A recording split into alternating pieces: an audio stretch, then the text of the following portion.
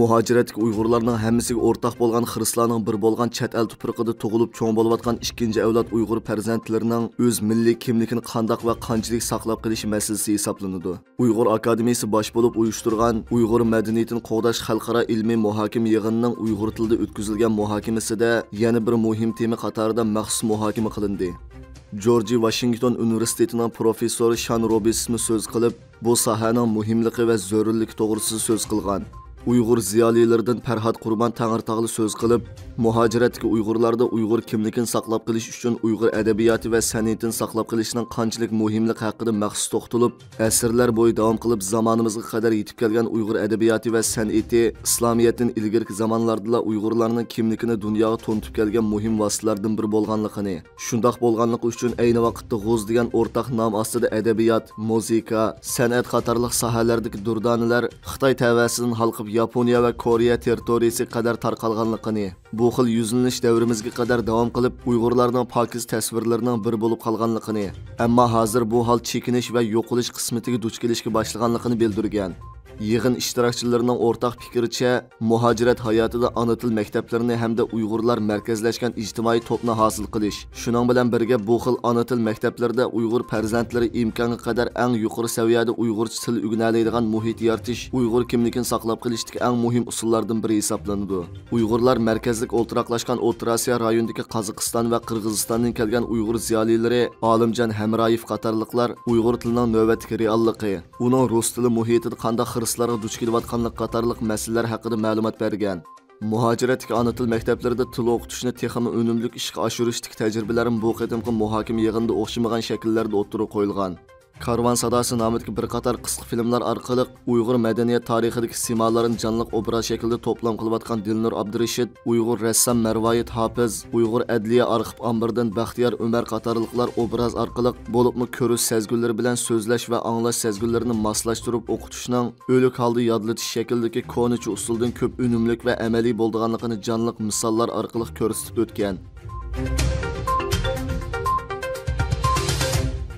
Amerikaning Xitoyda turishlik bosh elchisi 10 dekabr Dunyo kishilik huquq kunida Xitoyga bayonot e'lon qilib, buningdan 47 yil ilgari Birlashgan Davlatlar Tashkiloti kishilik huquq xitobnomasini ma'qullaganligini, Dunyo kishilik huquq xitobnomasining bu xotir kunini o'zlariga davlat ichi va sirtidagi kishilik huquqni hurmat qilishni ilgari surishdagi tantanlik majburiyatini eslatilganligini, Amerika Xitoy Xalq Jumhuriyatining xalqaro kishilik huquq xitobnomasi bilan kafolatlantirilgan kishilik huquq va asosiy erkinlikni qo'g'dashdagi xalqaroliq va'dasini o'rinday olmaydiganligidan yana andish qilayotganligini, Xitoyning atalmish Shinjongda ilib berayotgan irqiy qirg'inchilik va insoniyatga qarshi jinoyatini, Tibetdagi bostirish siyosatini, Hong Kongga va'da qilgan avtonomiyani buzib tashlashini, tinch shaklda fikr bayon qiluvchilarni xohlagancha tutib turishini va dunyo miqyosidagi davlat halqagan tashviqotlarini to'xtatishga chaqirib, tinch namoyish qilish, din erkinligi, söz erkinligi, axborot erkinligi va qonun bilan idora qilish huquqini davomli qo'llaydiganligini bildirgan.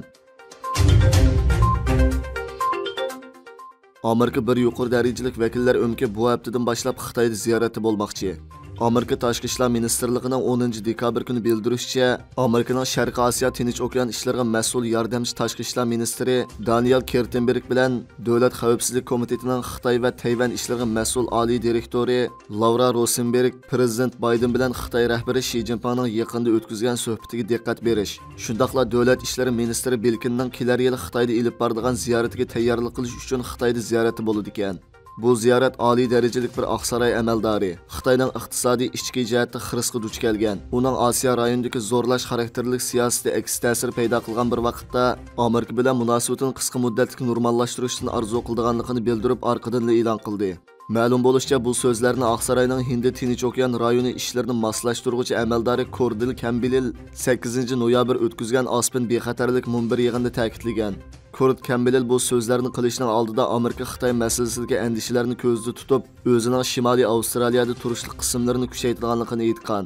Amerika Tashqi ishlar ministrligining bayonotida Daniel Kertenberg bilan Laura Rosenbergning ziyorati Bayden bilan Xi Jinpingning uchrashuvida muzokara qilgan ikki davlat o'rtasidagi raqobatni mas'uliyatchanlik bilan boshqarishga diqqat berish va yoshurun hamkorlik sohasini izlashni, shundaqla Belginning ziyoratiga tayyorlik ko'rishni o'z ichiga olganligi bildirilgan. Bu ziyoratning Uyg'urlarga qartilgan irqiy qirg'inchilikni to'xtatish, majburiy emgakni bekor qilish qatorliq masalalarni o'z ichiga olmaydiganligi ma'lum emas. Lekin prezident Joe Bidenning Xi Jinping bilan uchrashganda kishilik huquqni o'tirib qo'yganligi bildirilgan. 10 dekabr kuni Xi Jinping Saudiya Arabiston ziyoratini oxirlashtirgan bo'lib, bu jarayonda u tunji qitim Xitoy Arab davlatlari uchrashishi va Riyodda o'tkazilgan Xitoy dengiz qo'ltiqi hamkorlik kengashi boshliqlar yig'inida qatnashgan. Saudiya Arabiston axborot agentligining xabariga qaraganda, boshliqlar yig'inida Xitoy va Arab davlatlari 29 milliard 200 million Amerika dollaridan oshadigan 34 mablag' silish kelishim imzolagan. Shundaqla xalq pulida neftni raschot qilishni talab qilgan ekan.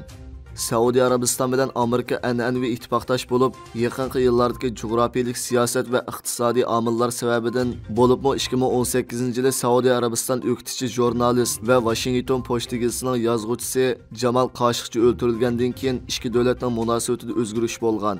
Oqsaray ilgari Xi Jinpingning Saudiya Arabiston ziyaratining Xitoyning dunyoning har qaysi joylariga ta'sir ko'rsatishga uringanligining bir misol ekanligini va buning Amerikaning O'rta Sharq siyosatini o'zgartmaydiganligini o'ttirib qo'ygan. Xitoy Arab boshliqlar yig'ini harpisida Xitoyning Zhejiang bilan Saudiya Arabiston tunji chegara halqigan xalq puli to'lash kasbini tamomlagan ekan. Xi Jinping 9 dekabr kuni Paris qo'ltiqi Arab davlatlari hamkorlik komiteti boshliqlar yig'inida qatnashganda xalq pulining neftni raschot qilishga chaqiriq qilgan. Ammo Arab davlatlari buningga pozitsiya bildirmagan ekan. Obrazchilar Xitoyning Arab davlatlari va Paris qo'ltiqi Arab davlatlari hamkorlik komitetiga zo'r umid bog'laganligini, uning diplomatik hujum kuchini alayda kuchli qo'llanganligini, ammo Arab davlatlarida nurg'un ichki to'qinishlarning borligini, Xitoyning aniqki murassa qilish iqtidorining kamchilik ekanligini bildirib, Xitoyning Sharq Turkistondagi Uyg'ur musulmonlarini bostirishi va Isroiliyaga xushomad qilib yaqinlashishi Arab davlatlarining Xitoyga bo'lgan ishonchiga ta'sir ko'rsatganligini, shundaqla Xitoy iqtisodining tez taraqqiy qilgan oltin davrining o'tib ketganligini,